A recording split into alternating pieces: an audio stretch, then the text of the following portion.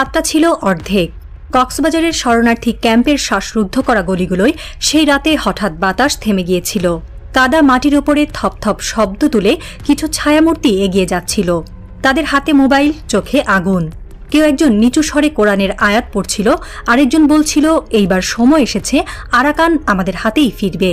Camp 11 থেকে camp 26 সবখানেই যেন কিছু একটা গুঞ্জন করছে। কিছু একটা আসছে যা এতদিন শুধুই ছিল গুজব, এখন তা কোলাহলের মতো ছড়িয়ে পড়ছে বাতাসে।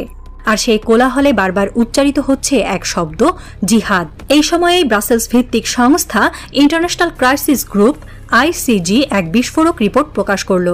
বাংলাদেশের দিকে যে এক অজানা আতঙ্কের ঢেউ আছড়ে পড়ার জন্য বেসামাল ছুটে আসছে। ICG এর রিপোর্ট বলছে, রোহিঙ্গা সশস্ত্র গোষ্ঠীগুলো এখন নতুন করে সংগঠিত হচ্ছে। তাদের প্রধান লক্ষ্য মিয়ানমারের রাখাইন রাজ্যে বৌদ্ধ সংখ্যাগরিষ্ঠ আরাকান আর্মির বিরুদ্ধে যুদ্ধ ঘোষণা। আর এই যুদ্ধের জন্য সদস্য সংগ্রহ চলছে বাংলাদেশের কক্সবাজার শরণার্থী ক্যাম্পগুলো থেকে। সেখানে এখন জিহাদ শব্দটি শুধুই ধর্মীয় চেতনা নয়, তা একটি রাজনৈতিক হাতিয়ার। ICGর রিপোর্টে আরও বলা হয়েছে, রোহিঙ্গা গোষ্ঠীগুলো এখন ধর্মকে ব্যবহার করছে অস্ত্র হিসেবে। ক্যাম্পগুলোতে তরুণদের বলা হচ্ছে, জিহাদ করো, আরাকান দখল করো, এটাই রাসূলের পথ। এই বক্তব্যে প্রভাবিত হয়ে নতুন এক তরঙ্গ তৈরি হচ্ছে ক্যাম্পে।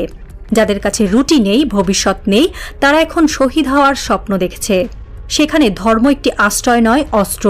বাংলাদেশ সরকার রিপোর্টটিকে ভিত্তিহীন বললেও নিরপেক্ষ বিশ্লেষণের বাস্তবতা কিন্তু অন্য কথা বলছে। রোহিঙ্গা ক্যাম্পে এখন সন্ধ্যার পর আলো জ্বলে না। মোবাইলের ফ্ল্যাশ লাইটে মুখ লুকিয়ে কিছু যুবক গা ঢাকা দেয় গলির ভেতরে। ঘরের দরজা বন্ধ করে ভেতরে চলে অস্ত্র চর্চা।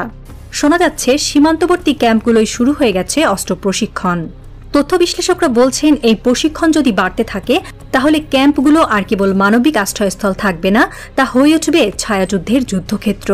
রাতে পাহারারত পুলিশ জানে না তারা কাকে খুঁজবে, কিন্তু প্রতিটি ছায়া এখন সন্দেহজনক, আর প্রতিটি নীরবতা যেন এক একটি গর্জনের পূর্বভাষ্য। ICG এর প্রতিবেদনে সবচেয়ে বড় সতর্কবার্তা এসেছে বাংলাদেশের জন্য। বলা হয়েছে, যদি এই সশস্ত্র তৎপরতা থামানো না যায় তবে তা হবে বাংলাদেশের জন্য মারাত্মক ক্ষতি। সাবেক মেজর জেনারেল আ.ন.ম মুনিরুজ্জামান বলেছেন, যুদ্ধ শুরু হলে রোহিঙ্গা ক্যাম্পগুলো অনিরাপদ হয়ে পড়বে। আরাকান আর্মি প্রতিপক্ষ ধ্বংসে সেখানে ঢুকবে। বাংলাদেশের সীমান্ত তখন পরিণত হবে সংঘাতের মুখোমুখি মঞ্চে। সীমান্তে প্রতিদিন বাড়ছে নজরদারি, কিন্তু ক্যাম্পের ভেতর যা ঘটছে তার সব কি সীমান্তরক্ষী বাহিনীর দৃষ্টিসীমানায় থাকছে? স্থানীয়দের দাবি, কিছু কিছু ক্যাম্পে সন্দেহভাজনদের গতিবিধির রেকর্ড করা হচ্ছে, তবে প্রমাণ ছাড়া ব্যবস্থা নেওয়া কঠিন। সীমান্ত এলাকায় এখন ঘন ঘন মিলিশিয়া ধরনের তৎপরতার খবরে উদ্বিগ্নতা বাড়ছে। পাহাড়ি এলাকা ও খালি জায়গায় নতুন করে কিছু নির্মাণ কাজ চলছে বলেও খবর আছে, যেগুলো ধর্মীয় মাদ্রাসার নাম দিয়ে আসলে হতে পারে সামরিক প্রস্তুতির অংশ। একজন নাম প্রকাশ না করার শর্তে বলেন, আমরা জানি কিছু হচ্ছে, কিন্তু সমস্যা হলো সবকিছুই হচ্ছে ছায়ার ভেতরে। আমরা আলো ফেলতে গেলেই তারা আরো গভীর অন্ধকারে সরে যায়, আর সেই ছায়াই এখন প্রতিদিন একটু একটু করে ঘন হয়ে উঠছে। একসময় যেটি ছিল মানবিক সংকট, এখন সেটি ধীরে ধীরে রূপ নিচ্ছে নিরাপত্তাজনিত সংকটে। আর সে সংকট যদি বিস্ফোরিত হয় তাহলে তা এক প্রকার ছায়াযুদ্ধেই পরিণত হবে, যেখানে রাষ্ট্রের প্রতিপক্ষ এক অদৃশ্য শত্রু, পরিচিত মুখ, অচেনা লক্ষ্য। এখানেই উঠে আসে এক নিষ্ঠুর প্রশ্ন, এই প্রশিক্ষিত রোহিঙ্গা যোদ্ধারা যেদিন রাখাইন যুদ্ধে পরাস্ত হবে কিংবা ঘাঁটি হারাবে, তারা কোথায় যাবে? ভূরাজনীতির যুদ্ধে শেষ বলে কিছু নেই।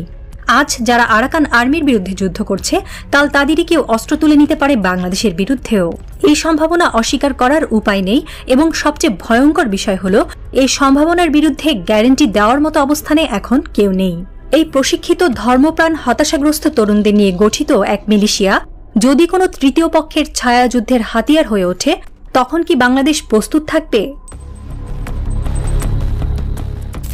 চাঁদ এখন আর অর্ধেক নেই, পুরো মুখটাই ঢাকা মেঘে। কক্সবাজারের রাত জেগে থাকে আগুনের মতো এক নিস্তব্ধতায়। একটি বাচ্চা মেয়ে ক্যাম্প 24-এর পাশে কাঁদছে। তার বাবা 3 দিন আগে নতুন অভিযানে গেছে বলে জানিয়েছে তার মা। কে জানে সে ফিরে আসবে কিনা, কে জানে সে সত্যি যোদ্ধা কিনা। রিপোর্টগুলো থেমে যাবে, বিবৃতি আসবে, মিটিং হবে, কিন্তু ক্যাম্পে আগুনটা জ্বলতেই থাকবে। বাংলাদেশ সরকার হয়তো ভাবছে সব ঠিক আছে, কিন্তু আগুন যখন ছড়াবে তখন সে আর রোহিঙ্গা সংকট থাকবে না। বাংলাদেশ হবে এক অজানা যুদ্ধের মুখোমুখি। এটি এমন এক যুদ্ধ যেখানে শত্রু সীমান্তের ওপারে নয়, ভেতরেই লুকিয়ে আছে, যেখানে অস্ত্র গোপন, সদস্যতা গোপন, আদর্শ গোপন। শুধু অপেক্ষা করছে সময়ের একটি ট্রিগার, একটি হামলা, একটি উস্কানি। কক্সবাজার পরিস্থিতি এখনই নিয়ন্ত্রণে আনতে না পারলে সুজলা সুফলা শান্তির দেশ হয়তো ঢুকে পড়বে এক জটিল সময়ের শুরুতে, যেখান থেকে ফেরার রাস্তা থাকবেই না।